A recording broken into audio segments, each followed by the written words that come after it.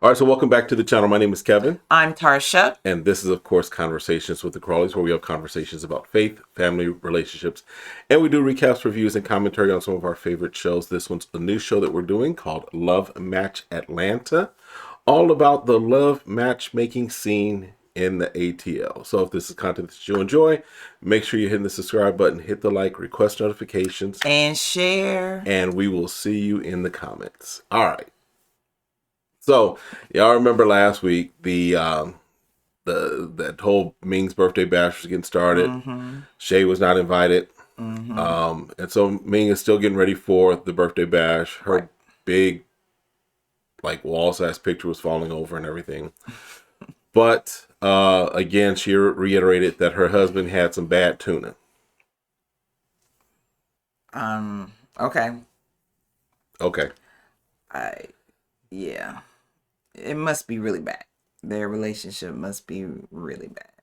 Yeah. So, if you eat something, to make sure you don't make it to another to their birthday event. To the birthday event. It's like, ooh, this tuna don't taste good, but I'm gonna eat it anyway. Right. I don't know why it smells like this, but I'm just gonna keep eating it because that way I don't have to go to her event. Right. Okay. So the duo, Lamont and his husband, Joseph and Paris, all show up. The duo and Joseph start doing some recruiting. Right, because she made it a mixer along with her birthday, because she's like, I'm always recruiting, at the same time when you invite matchmakers, they're recruiting. They're going to do what they do to increase their business. But my understanding, I guess, you could be on everybody's database. They may not pick you. Right. So, I guess no harm, no foul. Right. When it comes to matchmaking. Yeah. So, because what I'm understanding is that there are clients and then there are database. So the clients are the ones that you're recruiting to come to you because they're going to pay you to find someone. Right. Database just means if I have a date that you're matched with, I'll send you on the date with them. Right. So it's kind of almost like an employment agency. Right. Exactly. Exactly. And you might get a free meal, possibly. All right. Paris still is not feeling the duo. She wants her apology. Right, because she's like, the last time we met, I got dismissed, saying that I was a young girl and I was in the way. So she's like, I'm not feeling them. Yeah. So she's sitting over there sipping on her drink and just looking, turning her back to everybody. Yes. So then Ming is still getting ready. She, I guess, has some adoptive family. So not adopted from birth, or from a childhood, but kind of people that she's taken on as mother and father figures in her life. Right, because her parents passed when she was younger. Right. And so you got to have that adoptive family, which she finds support through them. Right. And they made it to her birthday. Yeah, they didn't have that bad tuna. Right. So Lamont, who is... Instigator. Yeah, he's an instigator. Lamont's like, I want to stir up the tea. I'm going to create tea. If there's no tea, I'm going to make tea with my hot water self. And that's what he did with his hot water self. He's like, girl, you coming? Where you at? You going to get to this event or not? And then he's talking with the other matchmakers and like, y'all know Shea wasn't invited. She's not here. I wonder what happened. I guess that she was feeling some kind of way. So he starts, again, bringing that conversation right. Up. Throwing out tea bags. Just throwing them out, right? Here's some Lipton for you. Here's some Lipton for you. Here's a Lipton for you. Right. Joseph's like, and Joseph has the same kind of idea or thought towards it that I would have. It's like, if something's happening with the significant person in my life, even if I am sick, right, unless I'm like deathbed sick, right, I'm going to be there. Even if you make an appearance, right, and then say, hey, I'm going to have to bow out. Right. But I love you and I support you. Say something. You might be in the corner for most of the party. Right. And then say something to just celebrate and then go back to your corner. Right. Cool. Right. But not showing up at all. Right. That's a whole other situation. Right. So Ming's client asked Joseph and Paris if they're engaged or if they're married. Some of her clients start asking if Paris and Joseph are married. Right. And of course, we know that there's an underlying thing right now where he's at least gone to look at rings. Right. Mm-hmm. Okay. We heard their breath at the same Nothing time. else on that. Well, I guess it was just like it was awkward that they made it awkward. Right. Instead of just saying, "Oh no, we're currently dating, we're in a long-term relationship or something." Yeah, it's like this big pause, this big, what do we say? What do we say? What should we say? Either y'all Stay in a married or you're not. relationship. It's You're in like a relationship, no, we're not in a at this point. relationship. We're not looking, Maybe in our future. but we're Who knows? matchmakers. Right. And if Ming's not getting you dates, we can find you dates. Right. So, Lamont, again, stirring the pot, asked about the husband. Where's And your family? Right. And he didn't just ask one time. Like, there were a few clips where he was like, where's her husband? Like, Ming is standing right in front of him, and he's like, where's her husband? And so, yeah, Lamont is really stirring the pot. And so, basically, the duo also points out how it's not a good look for a matchmaker. Right. Now, I don't know. Well, again, maybe you're a good matchmaker, right? But maybe you just can't find a match for yourself. I mean, like the duo, they, one of them is divorced that we know for true, that she's no longer married, but she is dating. Right. So it's a yes or no. I'm not like looking to you like you're married, then you should be able to find me stuff. Right. Because, I mean, couples and married couples try to hook up their friends all the time, and they don't do a good job. Right. So. Right. It's not like you're a relationship coach that has failed relationships. Right. You're a matchmaker, which means that you're finding out the process yourself. You're finding out what fits as well. Right. So, then Shea shows up. Shay's like, you know what? I got an outfit in my closet. Perfect for this perfect event. for it. It's going to make sure that I'm seen. Make sure I take all the energy out of the room and put it on me instead of on the birthday girl. Ooh, boy, these Atlanta. So, yeah, the shade on this. So, Ming is like, why is she coming in here? First of all, who invited her? Right. And why is she coming in here with Big Bird? Right. And where's Snuffleupagus? Because I don't know what's going on. Right. And so it was just like, she was like, hi, hey. And my mom was like, oh my God, oh, you made it. Like, she was the star. Like, oh my God, I'm so glad you're here. I'm like, Lamont, if you don't sit down, shut up somewhere, yes. And so Shea comes over to Ming like, hey. Well, first of all, the recruiter, Ming's recruiter, comes up to her and is like, okay, no drama. We want no drama tonight, right? We're not going to have any drama. She's like, we good. I'm not here to have any drama. Like, I didn't start anything, but I will finish something if there's something that's Don't start nothing. Okay. Won't be nothing. Okay. So she was like, that's not what I'm here for, And so then she does. They do go talk. Ming and Shea go talk. Right. And she's like, okay, why are you here? She's like, okay, let's go talk. And she's like, I didn't invite you because of the fight. And she's like, we didn't fight. You don't know what a fight is. Right. If raising a voice is a fight to you, because she's like, I didn't fight nobody. And she's also like, I didn't even start it. Right. She's So like, why is this being put on me? Yeah. And then Lamont comes in and he's like, all right, ladies, is everything good? Is everything, even though you're the one that, convinced Shea to come. Right. And then you check in to make sure everything's good. And they're like, we're good, And they agree, Shea and Ming agree to meet up at lunch. Because she's like, I'm not that type of person. You just found me in a situation where I needed to defend myself. Right. And I did so. Because she's like, you seem like that person. Like, what type of person? So I don't know, Ming getting confused with handling your business and what street life is really about. Yeah.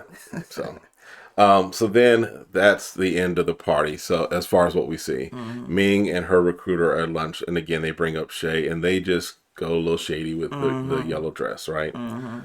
Joseph and Paris are meeting with one of their clients who they've had for a while, but now they're just now starting to try and find her date. Right, because she travels. She's a comedian. Right. So maybe that was kind of some of the, she didn't have a lot of downtime, and now she does. So they set her up on a date. Yeah, so they're setting her up with a guy named Tavares. Correct. So, and then Kelly of the duo meets up with her boyfriend from Chris from Detroit.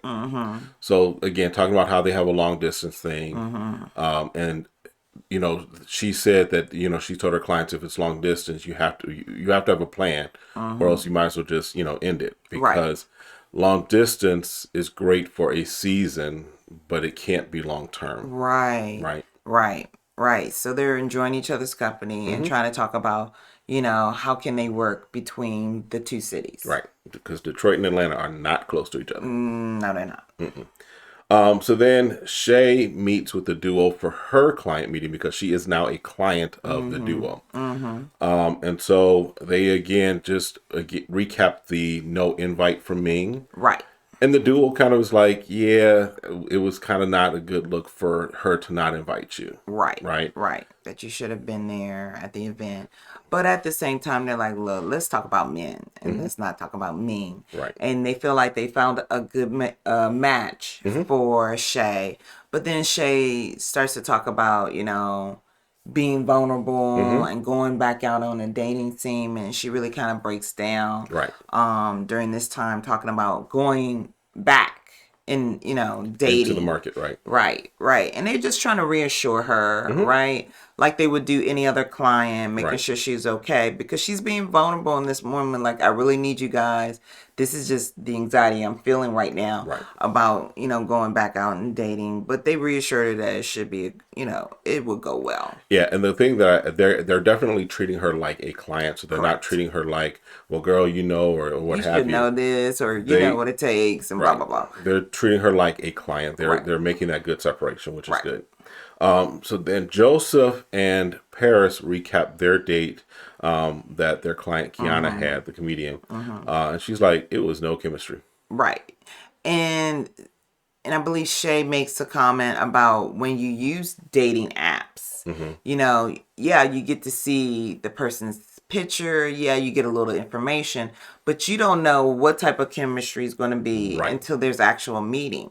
And it kind of puts the assumption that maybe Joseph and Paris, they're looking through the app, the dating app that he's created, but maybe they're not really vetting the person on the app. They're using an algorithm to determine it. But again, there is a personal side to it that you got to definitely make sure that you're connecting these people like, hey, we see you on our app, we're such and such, and we actually have someone that we would like for you to go out on and kind of interview them a little bit. In fact, speaking of algorithms, right now, if you haven't already, hit that like button. It helps the algorithm with us. And subscribe. Like how we threw that in commercial. All right. But yeah, so they're on the date. So we do get glimpses of the date from Kiana and Tavares. And he spent a lot of time. First of all, he came with a corny kind of compliment, right? Right. Something about he feels so fly. It feels like, because she's honey or something like that. No, baby. I'm messing it all up. You're right. I'm Basically, he says, I feel like a bee. That's right. And she goes, what? Well, why would you feel like a bee? Because you look just like honey. And so she's like, oh, okay, that's kind of how the date gonna go, huh? And then the rest of the time, he decides to talk about himself to the point where he doesn't even realize she's no longer interested. Right. At all. Yeah. So that's definitely a red flag. Yeah. I mean, the just what I remember from dating, right? Because it's been a few years. We date each other still, right? But first dates and stuff like that is asking questions of each other about the other person. That way you get to know them, and then it's a conversation and not a monologue. So he definitely was monologuing as far as what we saw. And so yeah, she checked out. She was like, And then have self-awareness. Like when you do feel like you're going like, am I going too long? Let me stop sharing. Can you share something about yourself? Right. Making sure that you're making that person being aware and that you're self-aware of how you're talking, or you may be, Because that's also the way that you let the other person know that you're interested. If you ask questions about them, you're interested in them. Right. And it's not just about you having an audience of one. Right. Because she said he was on a date by himself. Right. Or a date with himself. So that's, yeah. So then we see a moment with her and her daughter. And her daughter's learning how to drive. Here's the thing. Don't take the wheel. Yeah, I felt like, okay, first of all, Ming was right. My child wouldn't even touch my Maserati in the driver's side at all. You better be glad I let you sit up in the front seat of my Maserati. So she was like, no, you're going to go get in the affordable car. This Yeah. 30,000 Toyota Camry that we have for you. She probably bought it for her. That if something breaks on it, Right. it's not going to cost me an arm and a leg to replace it, right? Right. So she said, let's get in this. But yes, she's not driving a bumper car. So you never take a wheel of a car that someone's driving. Yeah. That is definitely a no-no. I was like, oh my dad did God. that to me one time. I was so hot because it almost caused an accident. Right. Because you don't grab the wheel. Now, if you want to grab that handle up there that I was grabbing when my our kids, son was trying to, all of them. Both of them. Yeah. I was just like, oh Lord Jesus, why you acting like you've been doing this for years? You've been riding for years. You have not been driving for years. So I get it. I understand the nerve and they're learning and everything like that. And so Ming is pretty much just trying to say that, you know, she's growing up and she's learning how to drive, but at the same time, she doesn't want to share a lot what's going on with her and her husband, Right. you know, because they're in this place. So she believes that children should be, you know, children or young adults, whatever. Yeah. And I agree. If you're a parent, if you're not at that place of decision, because again, those things could change, right? And then the children could be harboring something against the spouse. Especially considering that that's not her biological. Now, they've taken to each other as, you know, father and daughter, right? Right, because they've known each other since she was a child. Right, so. but you don't want to put anything that might cause a wedge between either one. Exactly. So, and then Shay's getting ready for her date. Her mom comes, so she kind of, again, expresses her nervousness about getting out there again and what have you.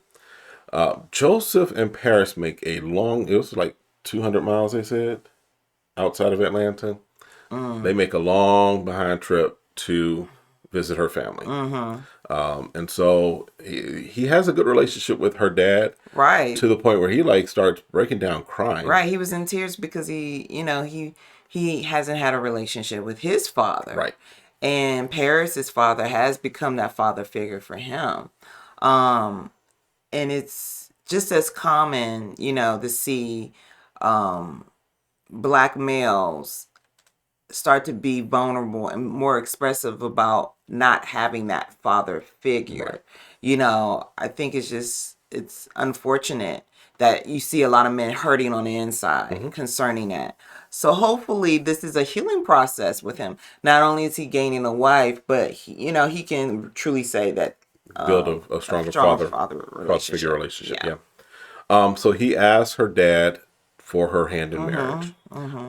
And the dad's like, well, let me tell you, the first guy, I said no. He said no. He was like, no, they wasn't ready. He wasn't right. He wasn't strong enough. Right. What have you. But he's good with Joseph. So he gives his approval. He gives his okay. He's good with it, kind of saying, okay, when are you thinking about doing this? Right. And Joseph is saying, he's like, I'm not sure how I want to present the ring to her and different things like that. So he's really being thoughtful about the process of getting it done. Because the dad was like, yeah, I just picked her up from work and was like, all right, we're going to go get married. Right, because Joseph was asking, like, so, like, give me some tips. Like, what did you do? And, like, we got off of work and I was like, we're going to get married. Go down to the justice office. He's like, all this stuff y'all spent all this money for, all this this experience. Right, pre-party wedding and the stuff with the baby, reveal party, and then the after party, then the actual... Nope. You sign here, I sign there, I do, you do, we good. 30 years, boom, that's it.